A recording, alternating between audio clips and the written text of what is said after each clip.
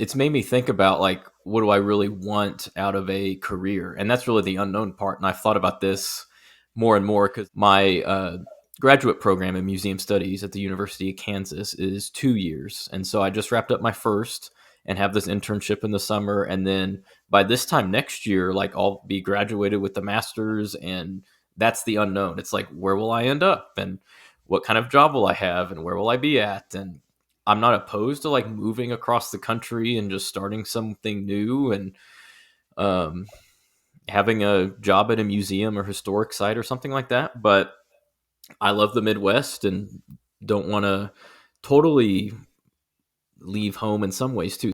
Join me, Jeremy Swick, on Into the Unknown, a podcast that delves into the personal journeys, stories, and experiences of individuals across diverse professions. As a historian by trade, I firmly believe that our personal histories shape our present and offer valuable insights into our paths ahead. With that being said, let's get into it. On this episode of Into the Unknown, I am joined with Andrew Stockmann.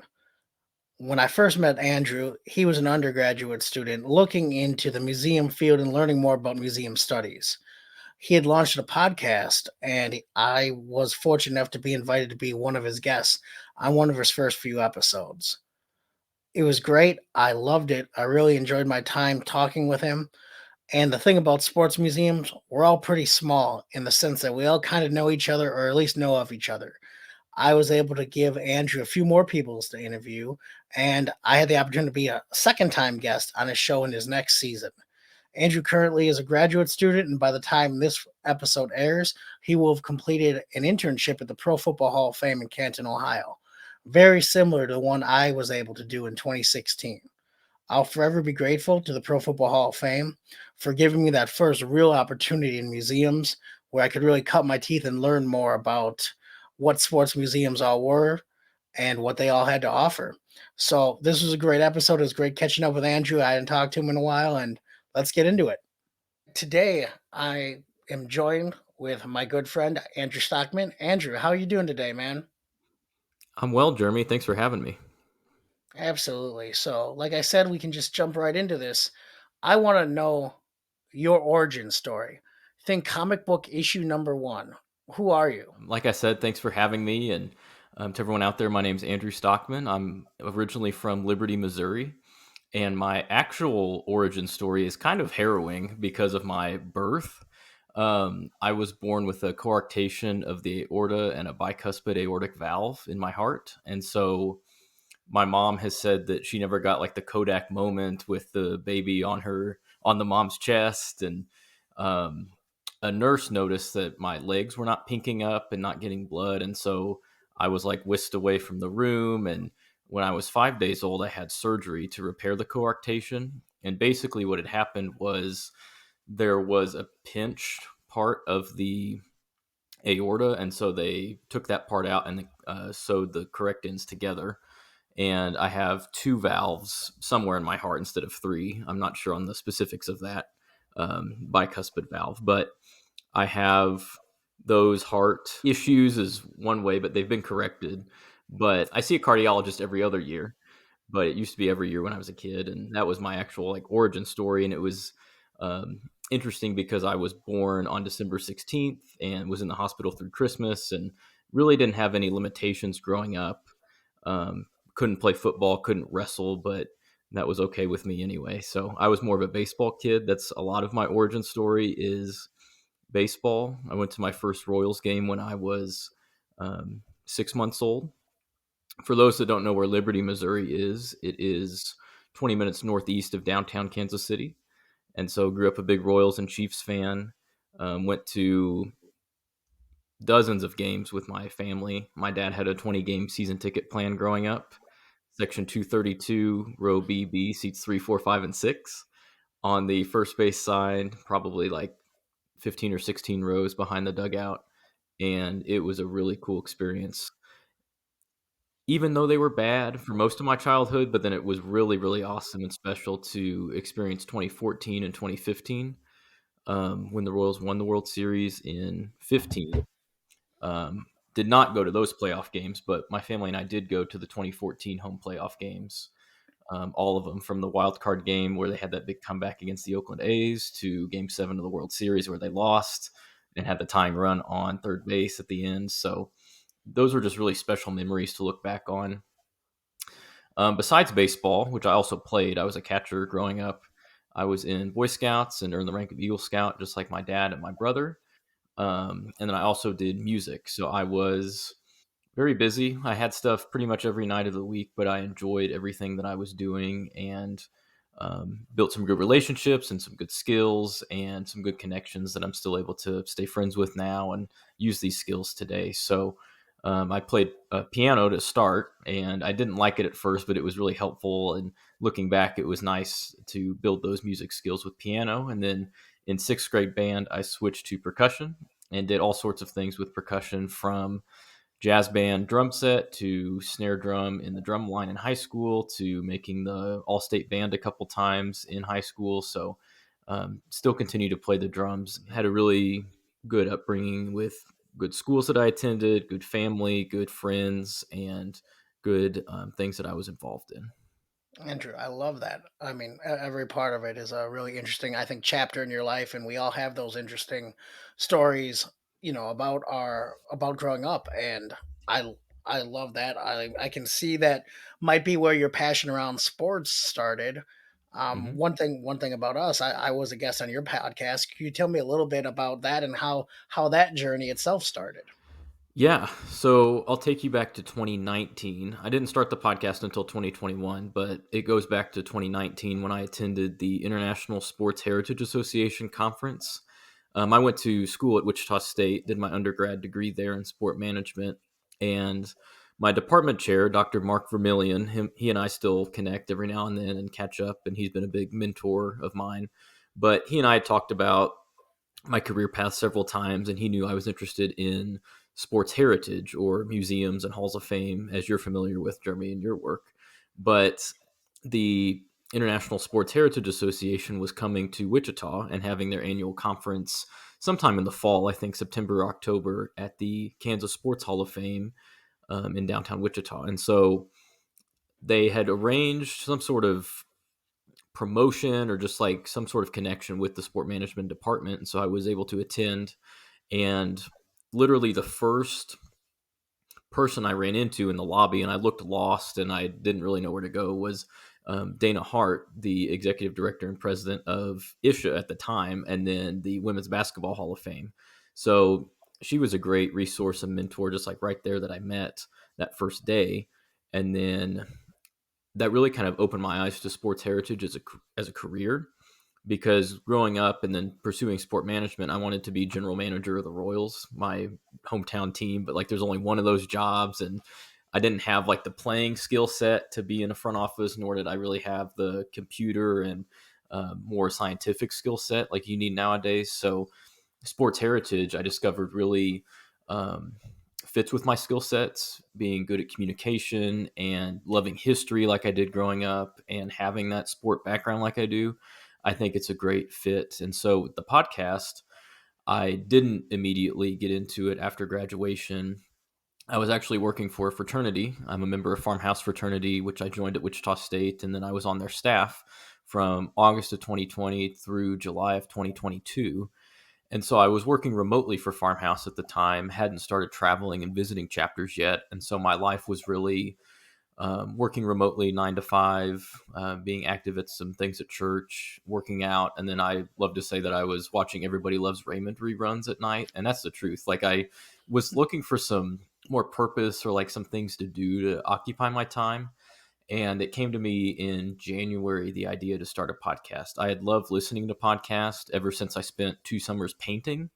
And so when you're watching paint dry, you want someone to keep you company on a podcast. And so that's where I love to listen to them, and still have several that I listen to now. But I was like, I could start one and use some of the connections from ISHA, the Sports Heritage Association, to really talk to and learn about sports heritage, even as I'm working in the fraternity world. And so I mapped it all out. I was sitting in my recliner and just mapped it all out on a Word document and figured out what I needed, and didn't have any podcast experience, didn't have any audio editing experience, but I bought a microphone from a woman off of Facebook Marketplace. I have since upgraded, but that was my first microphone.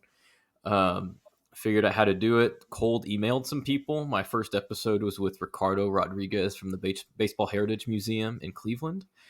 And I just kind of emailed him out of the blue. Had never heard of the museum, even as big of a baseball fan as I am. But he emailed me back, and we talked. And the first episode, I believe, came out March 1st of 2021. And since then, it's been over 30 episodes. And I've talked to Jeremy twice, I believe, and talked to several dozen other folks that have been really, really helpful to me in hearing their stories and being able to be connected with folks in sports heritage. And now that I'm pursuing a museum studies master's degree, having an internship at the Pro Football Hall of Fame this summer, like I do, it's been really cool to see how the podcast has grown. Not necessarily in listeners. I'm not making any money from it. I don't have a huge listenership, but it's kind of just this fun side project that I do. And it's been helpful in my classes too, to like integrate some of the projects. I can do a podcast about it or put together like a panel discussion about some more academic topics. The prep work for that episode was actually a final for one of my classes in the fall semester. And then I actually did the episode over winter break and put it out there, I think, in February. So there's been some cool things I've done with it. But that's how it started. I was looking for something more to do when I was living alone and working remotely. And it's really been a fun journey from there. Andrew, I love that. It's really like you mentioned. I think during the pandemic or during times when we have downtime, I think we're wired in the same way where I felt like I needed to do something, but you're not doing enough, even though I think everyone and their mother might tell you you're doing enough. It's kind of Right. just trying to find that next thing, that the thing to continue working on. I want to ask, one of the things I realized about life in general is that if we knew the exact blueprints of our lives and we knew we had to do a X, Y, Z to be successful, I think everyone would do it because they know the exact plan and the exact outcome. My question for you is, when in your life has there been a time where you could have gone east or you could have gone west and you really didn't know the outcome, but you felt like you needed to try it? That's a good question. There's been a couple of times. I'll probably tell two quick stories here, and they may not be super quick, but I'll dive into both. So, my sport management degree wrapped up with an internship. You had to get a certain number of hours to graduate, very experience based, applied learning. And I'd applied to several different sports organizations, had a couple of interviews, and I was forced with a decision there. I think one of them was out on the East Coast for the summer, and it was like maybe less organized in some ways. And one was with the Omaha Storm Chasers, the AAA baseball team of the Royals.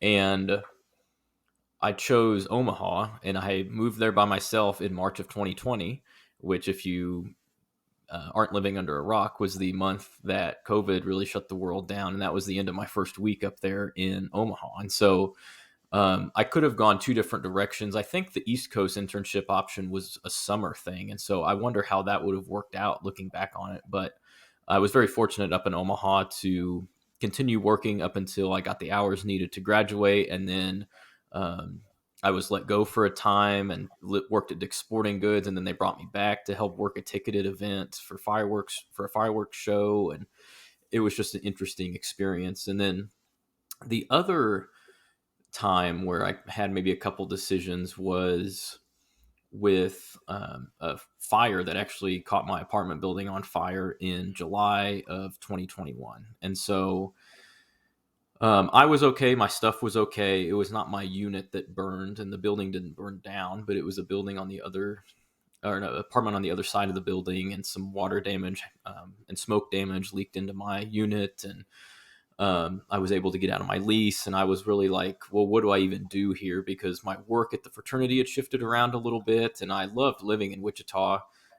Consider it kind of like a second home because I lived there for several years during college, and even afterwards, I had moved back and didn't necessarily want to move back home with my parents, but that was like the reasonable choice instead of trying to find another place in Wichita. And it was easier to travel out of Kansas City, and I could live rent free at my parents' house. I was fortunate there. And I didn't necessarily want to, but we had a U-Haul truck and moved all my stuff out of the apartment in Wichita. And um, looking back, it was a really good decision. And I was very fortunate again to have my parents in Liberty and being able to stay at their place for about a year while I continued to work for the fraternity. But then it was during that time that I figured out grad school and what that would look like, and kind of set me on this path that I'm on now. So I don't know if that's like super distinct, like here are two options, pick one and see where it goes. But that's kind of how it's shaken out, where there were some like larger events like COVID and like this apartment fire that really maybe led to some options. And so I was able to choose one and then go from there. But that's a good question, because often in life we don't even realize that we are facing those moments. But then I remember being like very focused and like running on adrenaline that day of the fire, because I remember like walking around a Walmart for like an hour and a half and just calling people on the phone, like my dad and like the insurance folks and like my boss and a mentor of mine, and just like updating people on the situation and kind of figuring all that out. And my dad told me, and I was already thinking this, but he told me to like take notes of what was happening on that day. And like, I still have those notes on my phone and review them periodically, because I think that was a day that, like, if I really think about it, probably legitimately shaped the outcome of my life, or like really kind of maybe shifted my life around in some ways. And it's been for the better. And so, those are a couple of those moments for me. Andrew, I love that you mentioned those moments. And like you said, I don't think we think about it in the moment. You're just doing Hmm. the next right decision. You don't know Yeah. exactly how it's going to pan out, but you're doing. I need to do this for this. I need to get my stuff out. Okay, here are my options. I can either try to find another place in Wichita, or I can move back home with my folks and kind of figure out from there. So I think, as you mentioned, it's just so many. You're just making the next best decision given the information you have. Yeah. Yeah. And we make decisions like that kind of every day, even if they're not as big as a move. Like, there's decisions and outcomes like what food we eat, what do we put in our bodies, how do we exercise, like things like that that have long term effects, but also short term effects too. So, just kind of being mindful of every decision and being thoughtful and being um, kind of long term focused in some ways about what we want our lives to become. Definitely, definitely.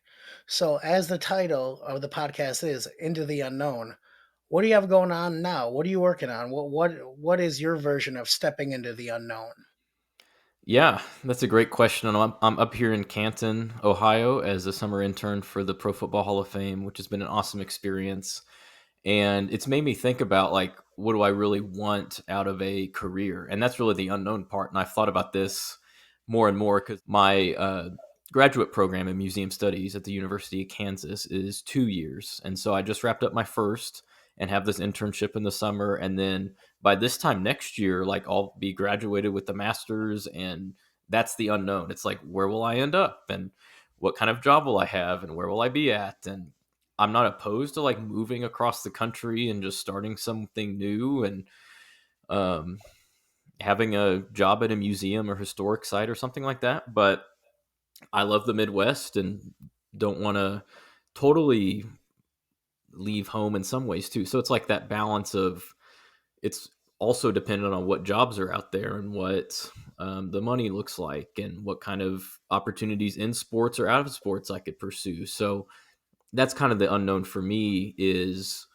um, just settling into the second year of school. I feel comfortable about I'll be returning to the same school year job that I have at the Spencer Museum of Art, which has been great. And so those are known things. I've known the degree plan I'm on. I've known my internship, and will continue that for a second year. But then beyond that, it's like, what is next? And it's for me coming back to my faith and really trusting God with it, when I do know that He has things under control and a plan for my life, and kind of trusting Him with that. But then also, that doesn't leave me with zero decisions to make either. There's like, it's on me to make the decision to apply for an internship or a job in this location or this other location, and then weigh the variables with each. So there's not like zero work for me to do either. There's a lot of work that goes into the unknown too. And so just having trust, but also action behind that trust has been something that I've had to figure out and learn over time with some of the decisions like the apartment fire and my first internship in my undergrad days. So those next couple months leading to this time next year will be the unknown for me. Andrew, I love that you mentioned that. And for those who don't know, we actually had a very similar career path. I was fortunate enough to be part of the internship at the Pro Football Hall of Fame back in 2016. And like you mentioned, it's one of those incredible experiences. And I know we've talked. It's just basically take every opportunity you can when you're there, and just really, creating that network of people, colleagues, friends, all that great stuff is one of those things that I tell anyone in our field, because our field can be rough. It's not a guaranteed placement. A lot of times it's short internships, especially when you're right out of college. I remember having that 6 month internship, and then I think a 15 month, and then I was fortunate to find the College Football Hall of Fame down in Atlanta, and now I'm back in Wisconsin at another museum. But I like that idea of just you trust the process, but you also have to make those actionable steps to put yourself in the best position to succeed. Right. Yeah. Because you can make connections and um, have contacts and friends that will help you, but then you also have to like act on those and um, keep those business cards, but then not just like keep them away and hide them, but review them not only just when you need something, but when there's an opportunity or if you hear something or staying in contact with people can help you lead to opportunities later on too. So I do struggle with that sometimes where I take notes and don't really review them. And so how can I in this next season of life wherever it ends up like be prepared for what's next and have my applications in a row and track it all with the spreadsheet. And that's what I've done in the past for these kind of internship searches, but a job and a move after a graduate degree, that's kind of another level. And so whatever is next for me, that'll be kind of the process I go and mindset I go into it with. Well, Andrew, if anyone wants to get a hold of you on social media, are you on social media? Where can people find you? Yeah. I'll start with my personal stuff. Twitter is at a Stockman8. Instagram is Andrew underscore Stockman. And I'm on LinkedIn as well at my name, Andrew Stockman. And Stockman has two N's, Stockmann. So you can find me there. And you can also find Hallowed Ground, the Sports Museum podcast on Apple and Spotify. And then at HG Pod on Twitter and at Hallowed Ground Pod on Instagram. So I'm less active on those social medias, but I do post when new episodes come up, and it's been kind of fun to see people react to the podcast on social media. So yeah, that's where people can find me if they're interested. And all those, I highly recommend giving that podcast a listen. I know there's two great episodes for sure, but Yeah, that the guy rest Jeremy of I it, talked to, he was great. he knew a thing or two, or at least he sounded like it. Yeah. But again, Andrew, I just want to thank you for taking the time. I look forward to seeing your next chapter and what it means to step in the unknown. And as always, if I can ever be a resource, please don't hesitate to reach out. And I'm excited to see where it goes. Yeah, thanks for having me, Jeremy. I really like what you're doing with this podcast. I think it's a great idea, and I love hearing people's stories myself. So I'll have to check out a lot of these episodes when they come out. It's going to be fun. Andrew, thank you so much. Yeah, thanks, Jeremy.